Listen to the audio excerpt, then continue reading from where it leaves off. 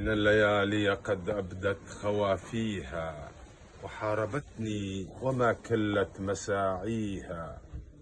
وبان في وجهها ما كنت أجهله، وجها عبوسا وسما لاح من فيها،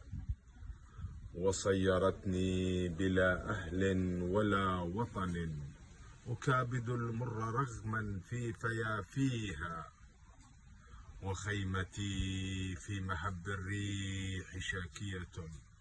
طول البقاء بأرض قد بلت فيها، تسائل الصبح إن لاحت بشائره، هل من جديد يواسي قلب بانيها، يجيبها الصبح صبرا إنه قدر، حق علينا فللأقدار راعيها، إن شاء ربي بكن كانت بقدرته، يغير الحال يهدي قلب عاصيها، لكنني صابر رغم الأسى جبل، مهما الليالي تمطت في تجافيها. عبد الكريم الشيخ.